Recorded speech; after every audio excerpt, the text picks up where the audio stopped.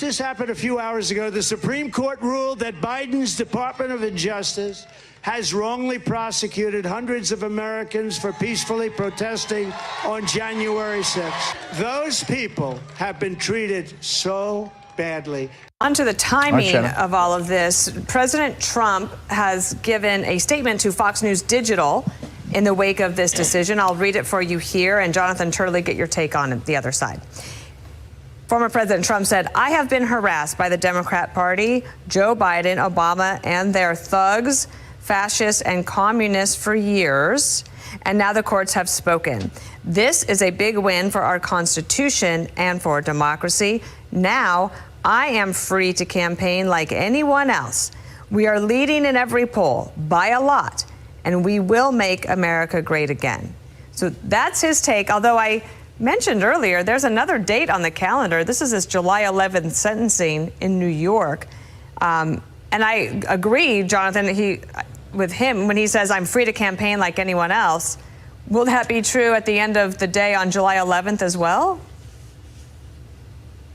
Well, I would hope that the judge in New York would not impose a jail sentence, because I don't think it's warranted under New York law. But this case is not over. Jack Smith is not going to go quietly into that night. I want to note two other aspects of this opinion to complete this circle. The court deals with the so-called fake electors issue.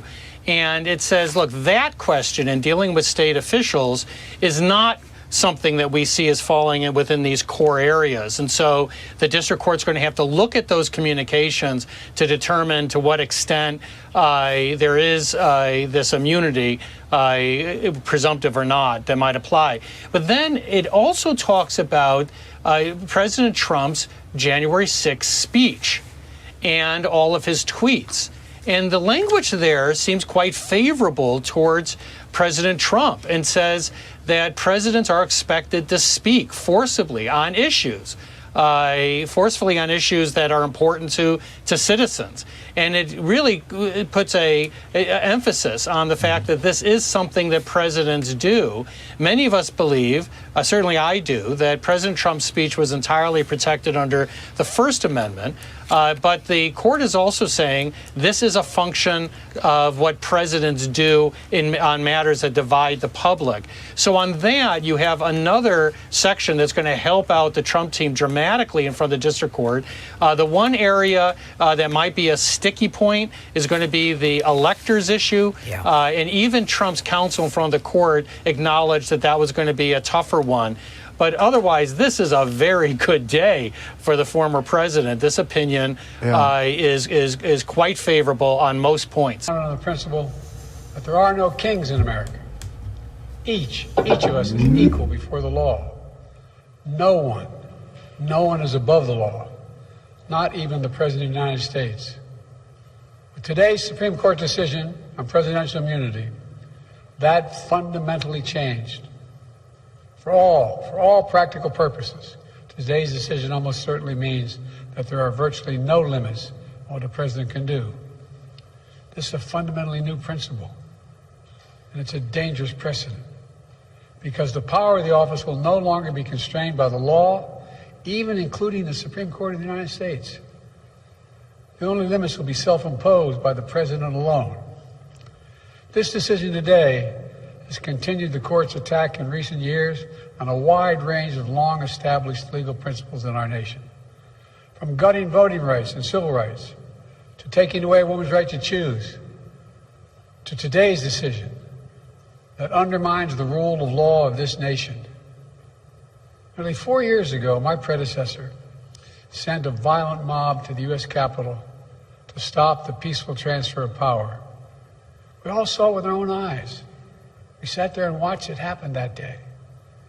Attack on the police, the ransacking of the Capitol, a mob literally hunting down the House Speaker, Nancy Pelosi, gallows erected to hang the Vice President, Mike Pence. I think it's fair to say it's one of the darkest days in the history of America. Now the man who sent that mob to the U.S. Capitol is facing potential criminal conviction for what happened that day.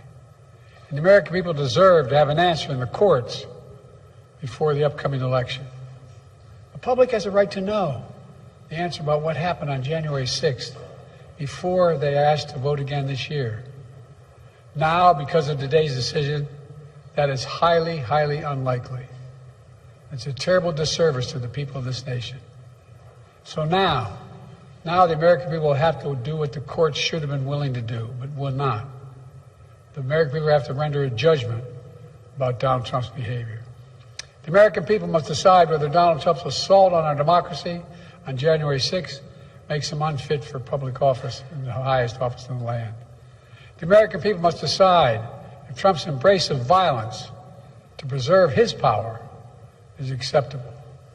Perhaps most importantly, the American people must decide if they want to entrust the president once again, the presidency, to Donald Trump, now knowing he'll be even more emboldened to do whatever he pleases whenever he wants to do it. You know, at the outset of our nation, it was the character of George Washington, our first president, to define the presidency. He believed power was limited, not absolute. And that power always resides with the people, always. Now, over 200 years later, today's Supreme Court decision, once again, it will depend on the character of the men and women who hold that presidency that are going to define the limits of the power of the presidency, because the law will no longer do it. I know I will respect the limits of the presidential powers I have for 3.5 years, but any president, including Donald Trump, will now be free to ignore the law.